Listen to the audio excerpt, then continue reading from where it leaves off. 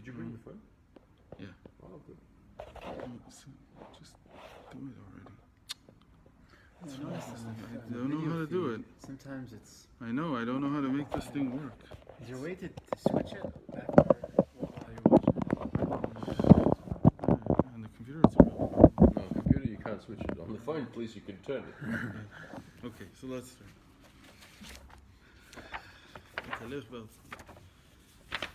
So this is one of the main Torahs, or it's learned a lot. V'yeshev Yaakov be'eretz megurei aviv be'eretz Canaan.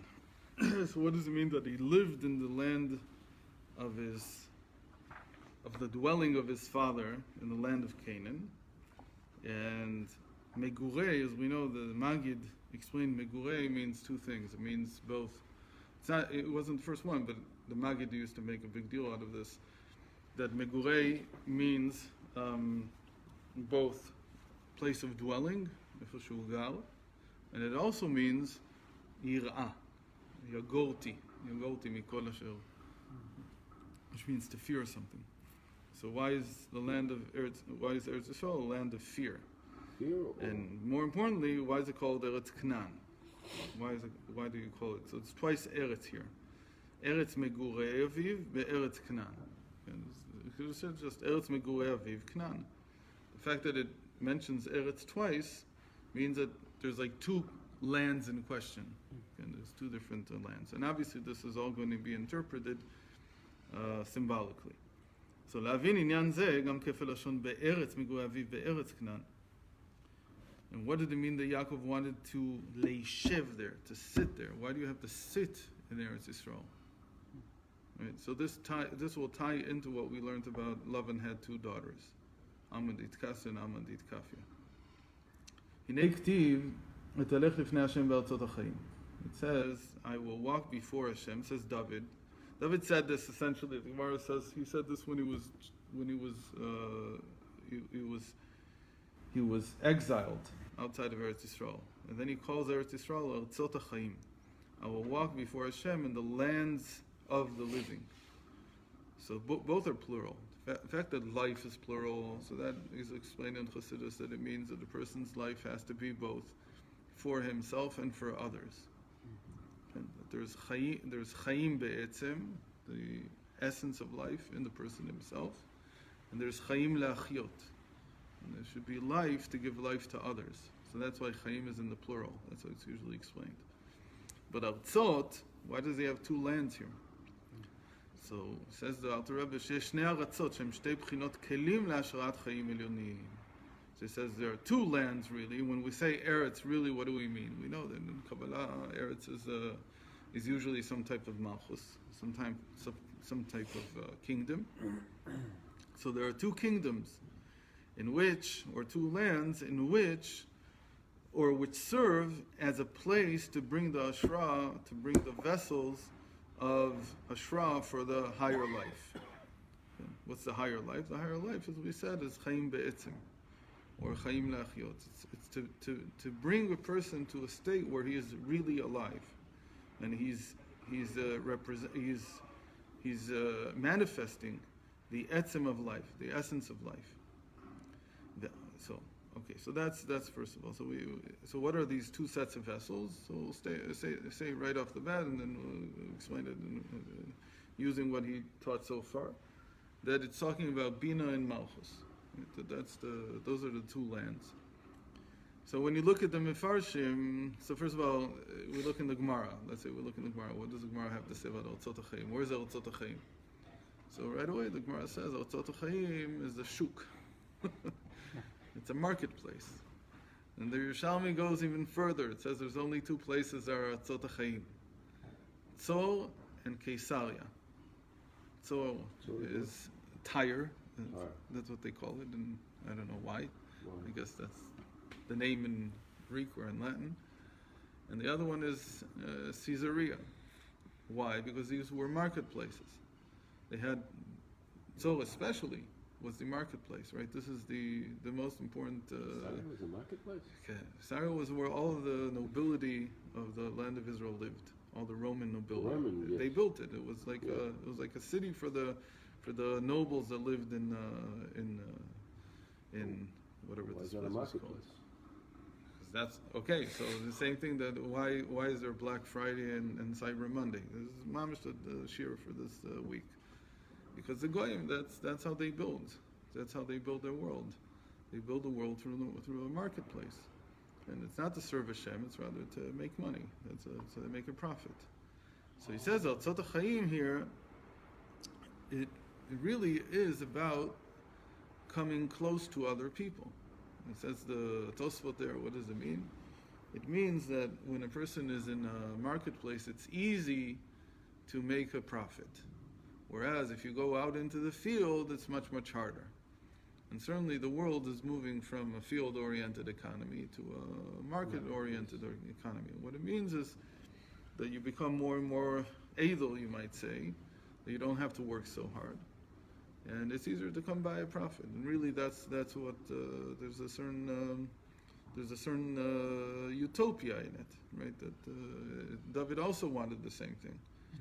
David said to them, maybe that's what he meant when he said, "Italech lifnei Hashem b'artzat chaim." He wanted Eretz Yisrael to be a market. So when they came to him and asked him for parnasa for the Jewish people in his time, so he said, "Parnesu ze mizeh." They should trade. But apparently this didn't work so well. So they said, we don't know how to trade too well. And in any case, a market is always a problem, because they gave it a mashal that the market is like a hole that you dig in the ground, and you take the dirt out, and you can't refill the hole with the dirt that you took out. So there's and we know that in America, right? America is carrying the debt of the whole market economy in the world. So the debt just gets bigger and bigger and bigger. And really what that is, that debt that just is growing, or what they call quantitative easing, or all these things, these are all different variations of it. You can't fill the hole back with the dirt that you took out of it. So a marketplace, even if it's producing new things, it's still going to eventually go bankrupt. So they said that it's not going to work, this option. So either at the time they weren't even ready for it, or they didn't know how to do it. In any case, and it's one of the reasons apparently why the Torah is against interest, because interest just hastens the bankruptcy of this whole system. In any case, so that's the explanation in the Gemara. What does the Gemara want to say? So let's see. So in the Bechaye, he brings there's a very well-known interpretation of Al Tzot HaChaim. And Bechaye brings it in Dvarim. And he says, Al Tzot HaChaim is Yerushalayim shel Mala and Yerushalayim shel Mata. It's the Yerushalayim above and Yerushalayim below. And this is one of the first things that I learned when I started learning Pnimius Torah. I was with a man that I very much cherish the friendship with him, but Mamish led me astray because he taught me Shla without Chassidus. You can't learn Shla without Chassidus. So he brought this in the beginning of the Shla. There's this. He brings this medrash. It's based on really the medrash. There is a medrash somewhere. I couldn't find it this morning, but the Shla brings it from the Zohar. The Bechaye brings it from where he brings it. Bechaye was before the Zohar, I think. So he brings it, I guess, from the earlier Medrash. I don't remember where the Medrash was. Could be the Shuchel Tov, whatever, on Tehillim. And he says that it's the Yerushalayim above and Yerushalayim below. What is Yerushalayim above and Yerushalayim below? So if you're politically minded, what you say to yourself is Yerushalayim above is like, not to mention his name, this guy called Augustine. He had the city of God, this concept of a city of God, like there's a city above somehow. Hashem has to enter that. And he keeps the city going. And then Yerushalayim below is just a reflection of it. So in Yiddishkeit we don't have reflections. There are things that are symbolically represented, but you don't keep two things if they're not different. If they're mamish not different. So, and more importantly, when the Medrash says something like this, it's not, Medrash is not about telling us what happens above without telling us that there's such a thing below. So really, when it's saying Yerushalayim Shemala and Yerushalayim Shemata, it means in the person himself. That's how Chassidus interprets it. That Yerushalayim Shemala means the mind, and or the bina, and Yerushalayim Shemata is the heart. Is what we talked about last when we talked about Racha and Leah, like Amadit Kaseh and Amadit Galia. So what does it mean that I won't come? So the Medrash says Lo Kanes B'Yerushalayim Shel Mata Ad Shekanes B'Yerushalayim Shel Mana. The Medrash says something incredible. It says Hashem says I won't enter into the Yerushalayim below until I enter into the Yerushalayim above. So what does Yerushalayim below mean? It means the heart. What does Yerushalayim above mean? It means the bina, the intellect. So Chassidus was built up very strongly, and it says that if you want to open the heart up correctly, you have to follow the path through the mind. That's the way to do it. So you have to do isbonenus. You have to build your mind up correctly to understand these concepts correctly, and everything that you need to develop correctly. So we'll see that here in the Alter Rebbe will use this to explain how a person comes to love and fear God. That it has to go through the mind in a certain way. But we'll understand exactly what was lost and what was gained, what kind of process we go through in order to. But the point is that you have to first enter into Yerushalayim Shel Mala, and before you enter into Yerushalayim Shel Mata. So that's the first thing. What is Bina called in the world above? In the world, Bina is Bria. So what is Bria? Bria is the world of the chair. Why is that the Chair? Olam HaKiseh, it's called. Throne. Kiseh. Some people may imagine it's the throne. So why is that the image? So the image is that because Bina always has to be b'tiyashvut. That when you learn, you have to have yeshuv dat. You have to have a settled consciousness. You have to take your time. Things take time to integrate, to properly understand. It used to be, and before Rebbe it says that they used to stand when they learned. Mm-hmm. And from Rebbe and on, it was called a yeshiva. Why is it called a yeshiva? Because you sit. What's the idea? That before Rebbe, as we'll see, when the temple still existed, everything could come easily, even when you were standing, even when you were walking around. And it's like the flow of Hashem's hashra'ah, his inspiration from above, came even in day-to-day life. You didn't need to set time apart. You didn't have to pull yourself apart from the shuk if you want. You could just be in the shuk, and in the shuk itself. It's like in the Zohar, all the great Torahs are revealed when they're walking around. They're just walking around Eretz Yisrael. That's what the Shema said, right? On your way. So the Shema is, at first it says B'shivtecha ve'beitecha. The Shema sort of says on the Shema is in Bina, it's in the world of Bria. So the Shema Tavka says that first you have to sit B'shivtecha ve'beitecha, and then it can work B'lechtecha v'derech. In the Zohar, though, we don't see them sitting ever. They always only walk around. So they're like in a different state when the temple was still in existence, and it was still it affected reality still even after it was destroyed a few hundred years. So people still felt that the inspiration came from above, even when they were walking around. But afterwards, when the effect diminished more and more and more, until eventually there was no more Shekhinah in Eretz Yisrael, so the heart wasn't open anymore. The heart was closed. So the way to open the heart is through the mind. And then you have to start yeshiva. You have to have some kind of place where you have the ability to sit down and think and integrate something into your mind, and then it can flow into the heart. Okay. So that's another thing. Another thing that's said is Al-Tzat HaChaim is a beautiful interpretation. Al-Tzat HaChaim refers to the 7 continents. The Gemara says this. How did they know there were 7 continents? I don't know. But the Gemara says this in many places. Al-Tzat HaChaim refers to 7. They knew it the way that you know in Torah. How did they know? Because there's 7 different words used for Eretz, for land, in Hebrew. It's amazing. So from that they knew that there are 7 different lands. If the Torah uses 7 different synonyms, it must mean that each one is something unique, something different. did they understand it with the earth? I don't know if they understood it by the earth, but they said there's seven and land, 7 continents. What did they mean? What they meant is the 7 midos of the heart. That specific medrash is talking directly about the midos of the heart. It's like the shuk. It's the same idea as the shuk. I'll explain that in a second. But it means that in the heart there's seven different attributes, and these 7 attributes, each one has a name as a land. Each one is connected to the concept of land. So where does the medrash say this? It's a Gemara. It's in I don't remember. It's definitely Medrash Rabbah. I don't remember where else. It's a number of places. I mean, almost certainly the Bechai brings it on one of the, because he always brings these midrashim. By the way, Bechai must be after the Zohar. No, it's before. Before? It's before the He Zohar was talks revealed. He quotes from it a lot, but I think he's before, if I'm not mistaken. It's before. He knew it from the earlier.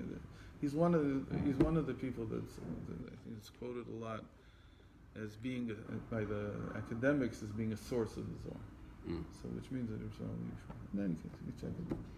Remember, my history is not. Because he develops the Sfirot. So where did he get it from? The Sfirot. We don't need the Zohar for that. Sfirot were they knew far before. The Gaonim talk about Sfirot. Everybody knew about Sfirot. Except Yitzhak talks about Sfirot. Everybody knew Sfirot. It's not the Zohar developed it much more, but there's a lot of midrashim before them that had Sfirot. In any case, even the Gemara has a type of Sfirot in Chagiga. 10 different attributes with which Hashem creates the world. In any case, so getting back to this. So the shuk, why do we say that the shuk is the heart?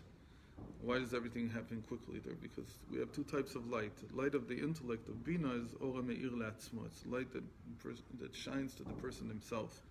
Meaning, a person can develop his mind just by sitting in a room by himself. He doesn't need other people. In fact, other people would just bother him. But when you want to develop the heart, there's no way to develop the heart without interacting with other people. It's called Ora Me'ir Lezulato, light that shines out to others.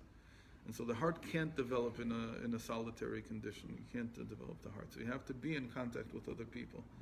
So here the idea of there being 7 lands, that there's 7 attributes of the heart, and the shuk, it's the same idea. Shuk just says that that's where interaction with other people happens, and the names are the 7 lands. But there's a more wonderful source for this, and it's another source that's brought. There's 7 times the word land in the psukim in Dvarim Chet, the psukim that describe the ma'alot, the good traits of Eretz Yisrael.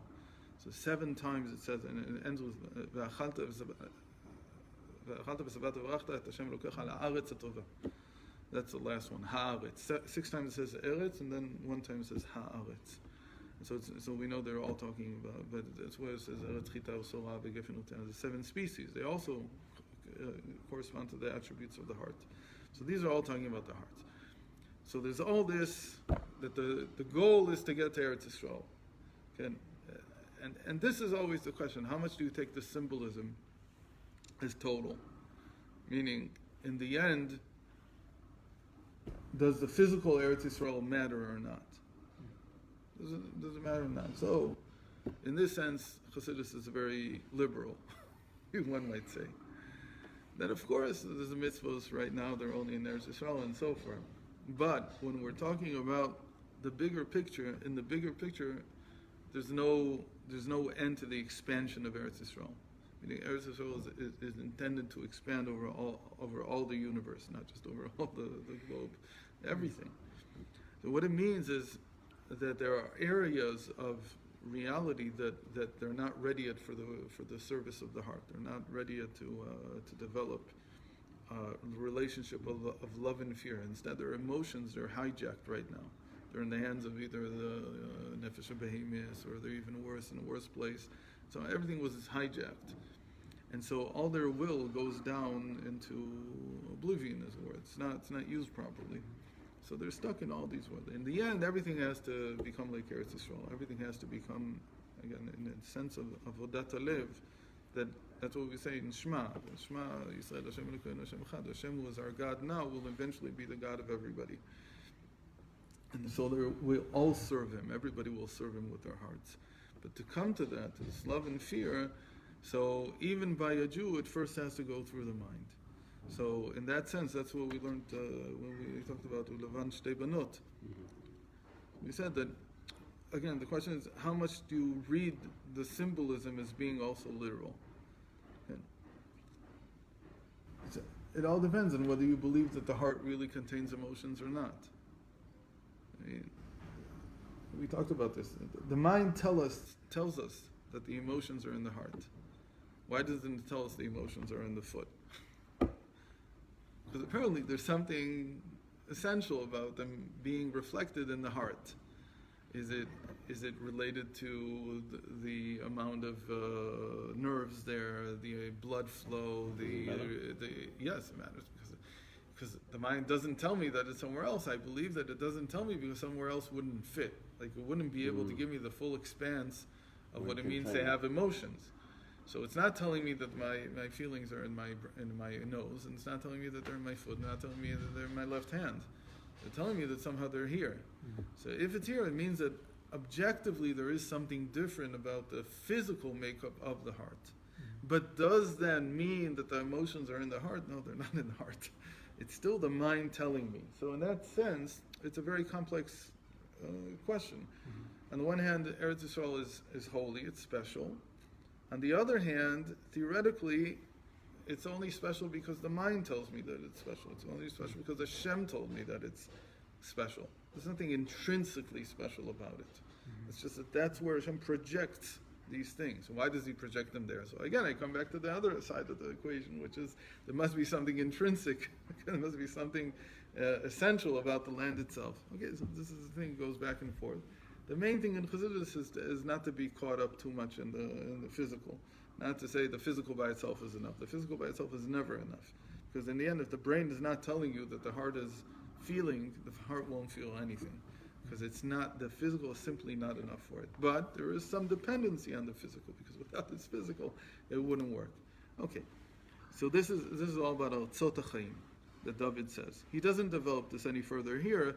I'm just saying it because this is a backdrop to everything that he's going to develop, and every time you encounter a medrash, in some way, you have to go open up the sources in Chazal to see what they say, and then you begin to build a picture of what he's trying to say here. So just before you said that the intellect can be developed in a vacuum, right? And the heart not in a cannot vacuum, be. but in solitary. In solitary, but the heart cannot be. Right. So that makes sense. So if you develop the idea, the intellect to then project the appropriate feelings towards the heart, right. And then you need an outlet for that heart, and that outlet cannot be contained. It has Right. to be expansive. Right. So it makes sense. That's the whole idea, but it's not exactly again, when it comes to the emotions, the brain projects it on the heart, because there's nothing going on in the heart that's called emotional. Right. What we mean here to say is that when you develop it in your mind, the heart becomes open to these experiences, because the brains become open to it, so we can project it here. But really, the change occurred in the brain. It didn't occur in the heart. The heart is still the heart. It's the same one. You don't get healthier by I don't know. Maybe some people think you do, but I don't think you get healthier by just sitting and learning. And in fact, today the new smoking is sitting. You sit too much vayeshev is not good for you. The point is, and again, the point really is that you yoshev in order to. The point is that you have to sit only enough so that you can actually go and walk, and when you walk and you interact with people, so it comes from a rectified experience of the emotions, and so you're not in the hands of your emotions, but your emotions are in your hands. But the idea here is, and that's a higher idea, is that the real revelation of Hashem only happens in the heart. It doesn't happen in the mind. And this is an important thing. Really, in the end, it comes out through the heart. Meaning, again, not the heart, the physical heart, but the emotions that are projected from the mind, that's where Hashem is grasped. That's what we'll see as he goes on. So introversion leads to extroversion. Right, you have to be both. And we say that the most introvert person in the world ever was Avram. Avram is considered the most introvert. And why? Because to be able to Yitzchak already had Avram to tell him that there was a Shem, but Avram had to speculate for years and not be affected by anything around him, and to be able to somehow come to this conclusion, which is an incredible conclusion, that Hashem is nothing of the things that they tell me that He is. And he's none of these. He's not this idol. He's not that idol. He's not the sun. He's not the moon. He's not. What is the shape of the Baal? It's very interesting. The Baal was the preponderant, the most preponderous, the most idol in Mesopotamia, everywhere. This type of Baal, that type of Baal. What was the symbol? Most people don't know. What was the symbol in the end? The symbol was the sun and the moon. I think we mentioned this a while ago. Then the Haran, up to the year 1100, they still had a temple for Baal, and the symbol is always the sun and the moon. That was the thing that they were when the Torah talks about not having the sun and the moon as not worshiping them, and that Hashem gave them in some sense to the nations of the world, but not to us. It's talking specifically that was the symbol that they used for the Baal. And that's what the Rambam also means when he says that they made the figures of certain stars. So I don't know why he doesn't say it outrightly. It's written in many places that they were the symbol, the sun and the moon together. So when it says about Avram that he watched the sun by itself, he watched the moon by itself, and he came to the conclusion neither of these are our God. He broke out of the conception of Baal, that it was talisman. Talisman was the way that they worshipped him. In any case. So, so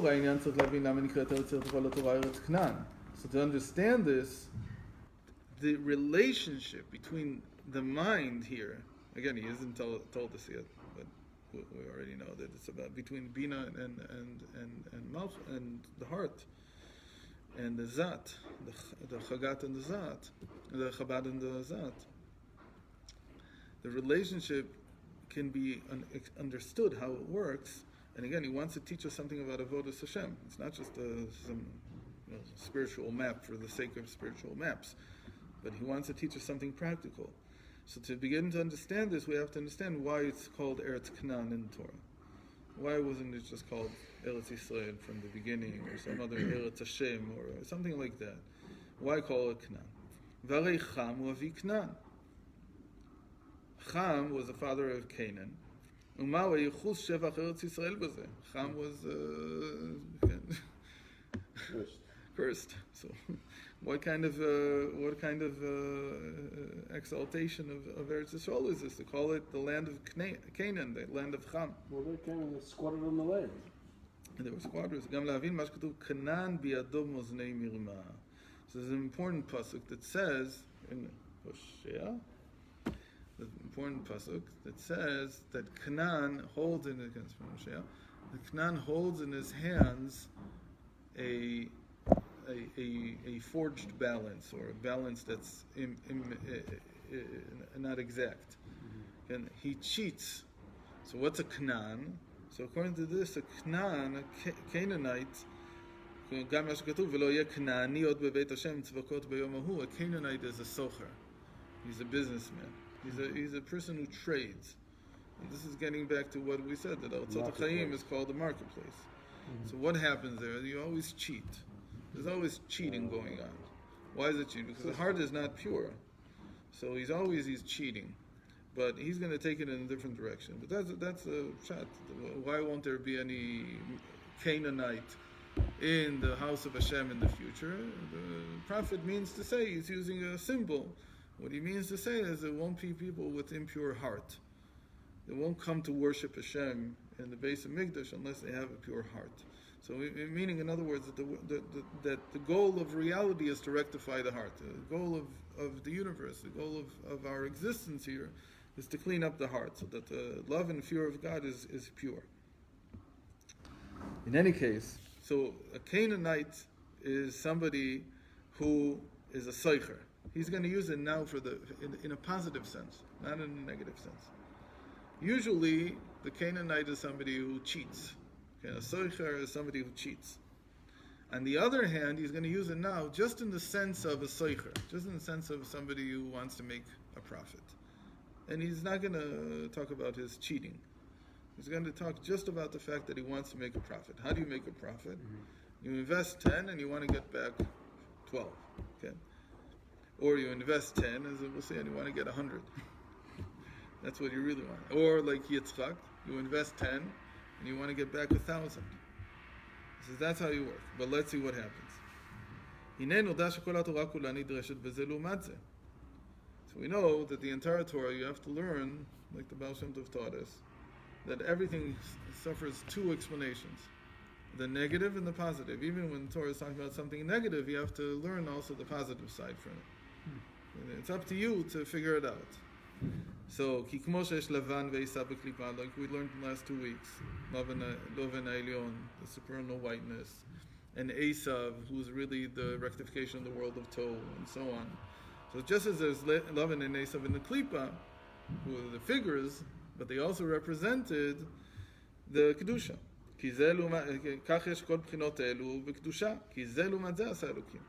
Because everything is this way, that there's one like this and one like that. So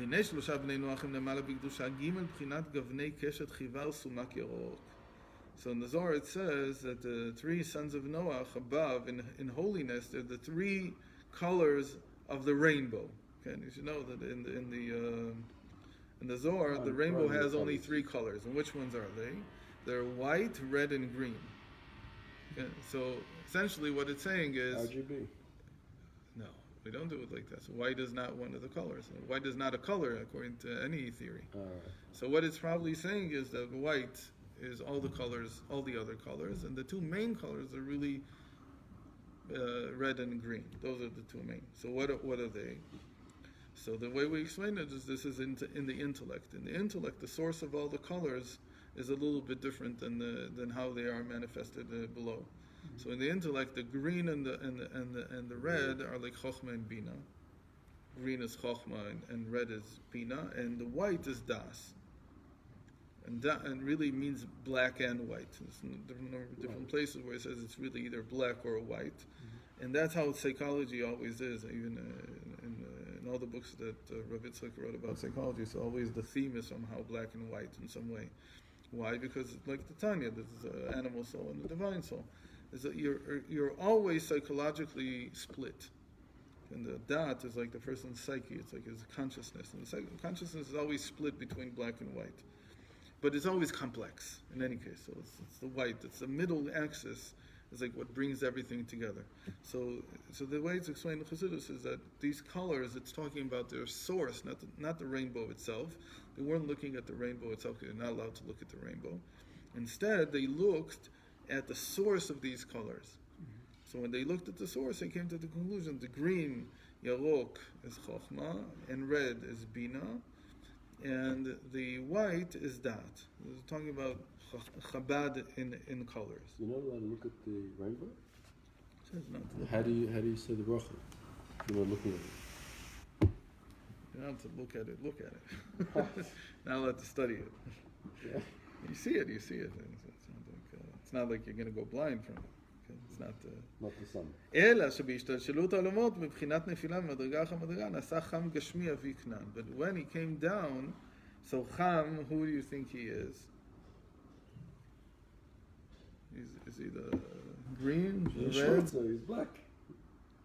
No, the white. So Cham, what does Cham mean? Cham means hot. Hot. So Red. red.